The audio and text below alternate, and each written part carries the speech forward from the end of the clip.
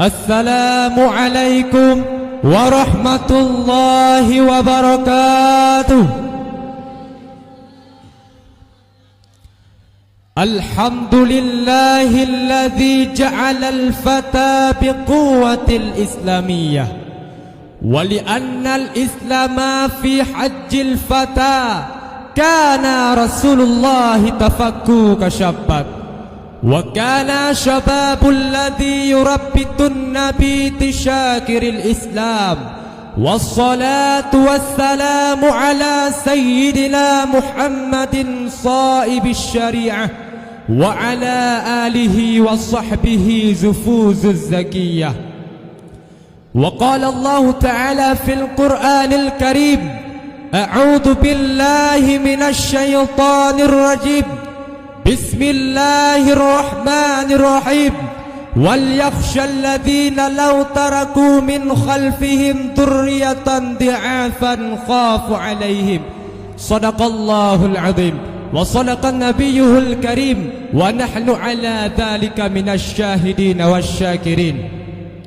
Rabbi shrah li sadri wa yassir li amri wahlul 'uqdatam min lisani yafqahu qawli. Amma ba'du. Penghormatan kami yang paling utama kepada Dewan Juri, kemudian kepada para pendai-pendai yang hebatnya seperti singa, terkhusus istimewa kepada hadirin yang berbahagia.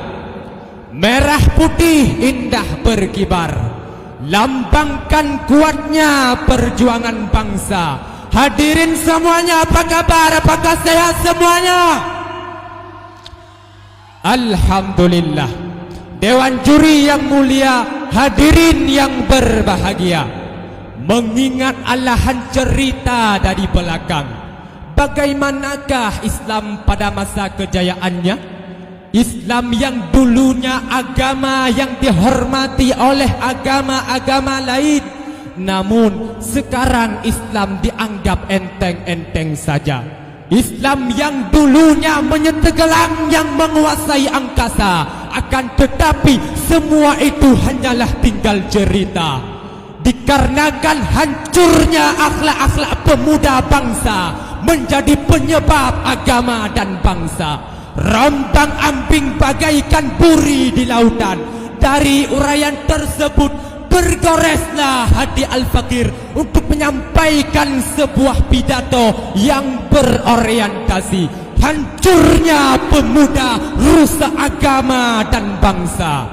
Dewan Juri yang mulia, hadirin yang berbahagia, pemuda merupakan harapan bangsa dan agama. Baik buruknya pemuda sangatlah berpengaruh kepada bangsa dan agama. Karena yang menghancurkan agama dan bangsa bukan gara-gara lain, melainkan akhlak-akhlak pemuda di dalam negara diri sendiri. Tapi sayang, beribu kali sayang, seiring berjalan nyawaku, perubahan demi perubahan perlahan-lahan berubah kehidupan kita. Mulai dari perubahan zaman, perubahan berpakaian, bahkan yang lebih parahnya lagi, raba rengkok pemuda-pemuda saat ini, sehingga yang mudahnya dipengaruhi oleh Yahudi seperti sekarang ini. Dapat kita lihat di zaman sekarang, tidak sedikit pemuda yang kaya raya, segala ada, segala punya, tapi sayang, sangat disayangkan, hidupnya tidak bahagia, batinnya selalu tersiksa, hatinya penuh dengan gundah-gundahan. Kenapa? Dikarenakan sudah menjerumus ke dalam jurang narkoba dan berujung-rayuan wanita di Instagram dan WA. Dan masih banyak di antara mereka para pemuda yang sibuk dengan kemabukan, malam bergadang, hari ketiduran, baca Al-Quran dilupakan. Contoh inilah pemuda-pemuda zaman sekarang. Apa yang akan terjadi di masa yang akan datang? Coba kita fikirkan, coba kita renungkan, coba kita bayangkan, wahai saudara-saudaraku. Kita diberi negara yang mayoritas Islam, negara yang subur, masyhur tentram dan damai. Apakah kita berpikir bagaimanakah agama dan bangsa kita? Kepada siapakah kita serahkan agama dan bangsa kita? Jawabannya ada dalam sebuah kata-kata mutiara. Al-Islamu biadil fada. Islam berada di tangan para pemuda. Dari kata-kata tersebut dapat kita paham yang bahwa 99% kesejahteraan ataupun kesengsaraan agama dan bangsa itu tergantung pada diri kita para pemuda. Namun coba kita lihat kondisi-kondisi pemuda zaman sekarang. Apa yang bisa kita harapkan? Apa yang bisa kita banggakan? Jangankan mempertahankan agama dan bangsa, mempertahankan dirinya dari kemabukan mereka tidak mau. Padahal Allah Subhanahu wa taala telah berfirman dalam Al-Quran surah An-Nisa ayat yang ke-9 yang berbunyi, Bismillahirrahmanirrahim. وَلْيَخْشَى الَّذِينَ لَوْ تَرَكُوا مِنْ خَلْفِهِمْ ذُرِّيَّةً ضِعَافًا خَافُوا عَلَيْهِمْ. Sadaqallahul azim. Yang artinya, dan hendaklah engkau takut kepada Allah orang-orang yang sekiranya meninggalkan hubungan lemah mereka karena yang mereka khawatir terhadap kesejahteraannya. Dari ayat tersebut dapat kita paham, telah lama Allah Subhanahu wa taala menyuruh kita untuk meninggalkan mereka yang meninggalkan hubungan lemahnya, karena dapat menghancurkan agama dan bangsa. Karena suatu agama dan bangsa akan sejahtera bila ditopang oleh pemuda yang berilmu dan berakhlak mulia. Tapi sebaliknya, suatu agama dan bangsa tidak akan taat kepada peraturan bangsa. Oleh demikian, jembatan utama yang mesti kita bangun ialah para pemuda.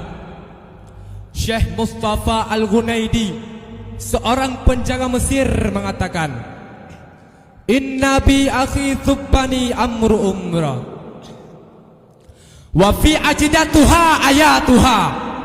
Sesungguhnya di tangan para pemuda perkara-perkara umat, dan pada kaki pemuda terdapat kehidupan umat. Dewan juri yang mulia, hadirin yang berbahagia, ketika Rasulullah memberi pertanggungjawab besar kepada Zaid bin Hamzah, Ja'far bin Abi Talib dan Abdullah bin Ruwaihab, mereka semua masih dalam keadaan muda, tapi Rasulullah tetap menjadikan mereka sebagai panglima perang dalam perperangan utang. Dewan juri yang mulia, hadirin yang berbahagia, inilah isian kata yang dapat kami sampaikan. Menjadi kesimpulannya ialah kehancuran dan kesejahteraan agama dan bangsa itu tergantung pada jiwa dan akhlak mulia para pemuda. Wahai para pemuda Indonesia, khususnya pemuda daya Serambi Aceh ini, wabil khusus kepada pemuda kabilah Baitul Maqdis, takbir. Oleh demikian, apa yang dulunya kita berburuk, malam ini kita berbaik. Yang dulunya tercela, janganlah tersesat. Selagi masih ada waktu, mari dan terus mari kita bangkit. Jangan kita tunggu nanti, karena di balik kata nanti masih banyak orang yang malas perbaiki diri. Ingat pemuda, masa boleh berganti, tapi iman dan Islam sampai mati. Dewan juri yang mulia, hadirin yang berbahagia, kalau pedang menyakiti tubuh, pasti ada obatnya untuk sembuh. Kalau lisan menyakiti hati, kemana obatnya harus dicari? Maka dari itu, mohon maaf atas segala kesalahan, terima kasih atas segala perhatian. Wabillahi taufiq wal hidayah, warridha wal inayah.